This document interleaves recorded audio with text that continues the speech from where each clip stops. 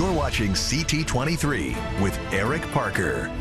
Welcome back. This past Wednesday afternoon, Governor Ned Lamont was sworn into a second term at the State Armory in Hartford. A short time after taking the oath of office, he delivered his State of the State address at the Capitol, outlining his vision for Connecticut in the coming year and beyond.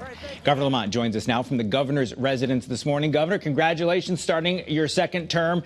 What's your biggest thing you want people to know as you head into term number 2?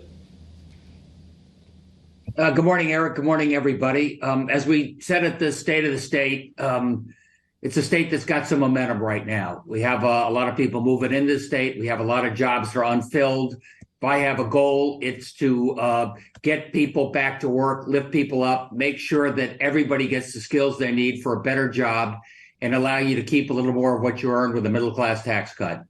Well, I was just going to ask you about that, because if there's one thing that jumps out at the average Joe as they listen to their leaders speak politically, it's tax cut. How do you expect that to work? Have you ironed out who it might affect? Do you have specifics on that proposal yet?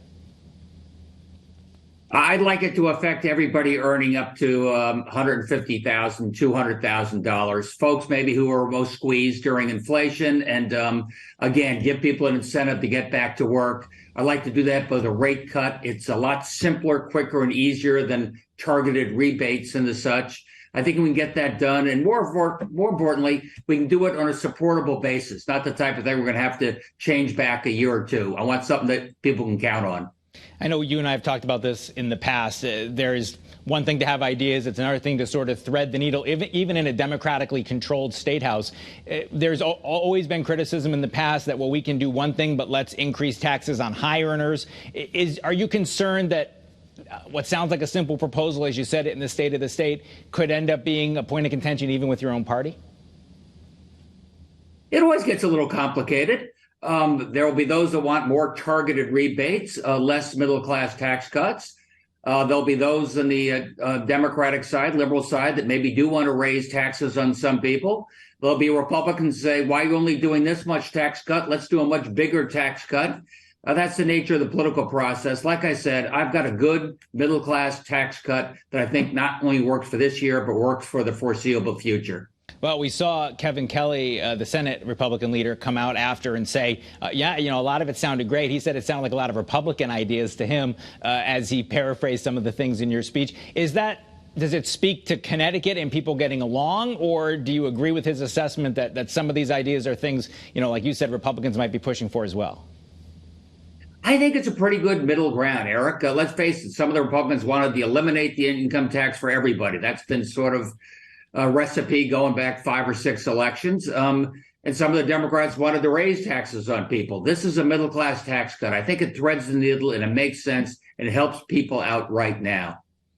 I know I'm talking to the guy who early in his first term was battling with everybody about tolls or no tolls, but you mentioned housing, and talk about a lightning rod kind of issue in Connecticut, because everyone is screaming there's 169 towns that want local control on that. But you identified it as a big issue. So what can you do from a state level to increase that housing stock? You talked about young people not having a place to live. That's important stuff.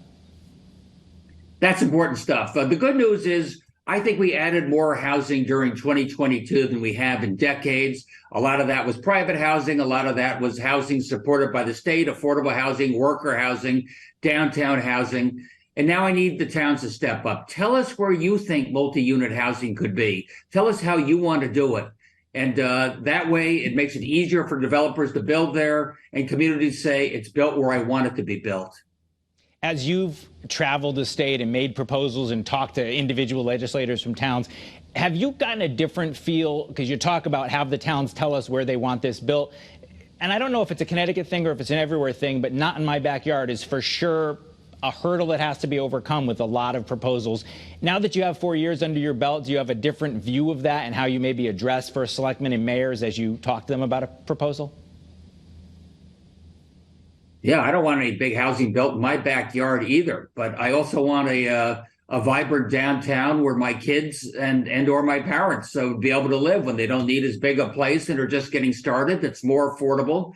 I can tell you every business leader I talk to says Connecticut's a great place, but if there's no place for our workers to live, there's no place for that 20-something who's getting started at my company to live, I'm going to go somewhere else. I want communities to figure out where they do it in their community. Late in 2022, late last year, you made a little bit of a splash saying that there's a loophole in the assault weapons ban in Connecticut, that some grandfathered weapons may have to be addressed. Is that something you'll be preparing and proposing to the legislature in your second term?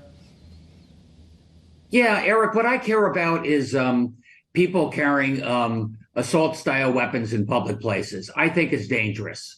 And if I could focus on something, that's what I'd want to focus on.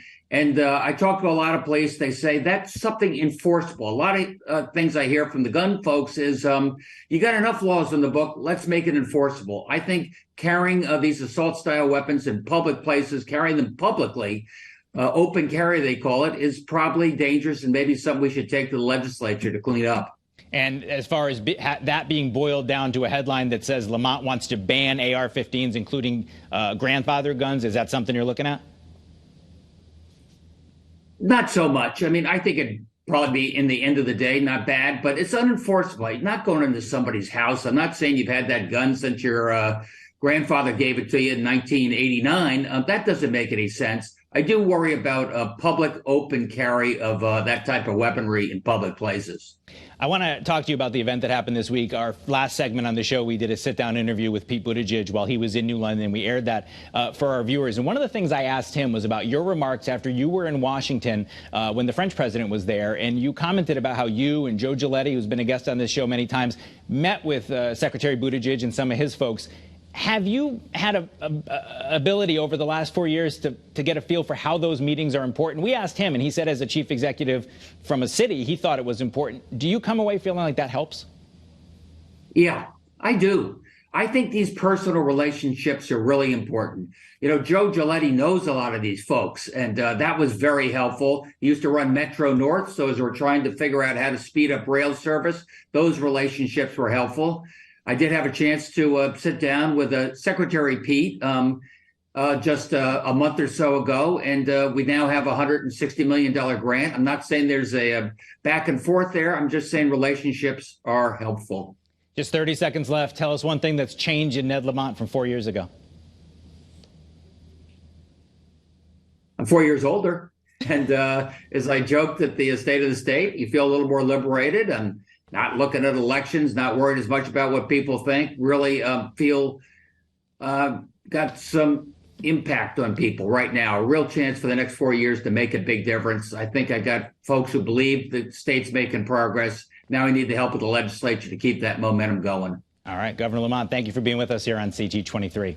Coming up next in our Sunday Spotlight, UConn's new president, Radenka Merritt. She joins me in Studio A right after this quick break.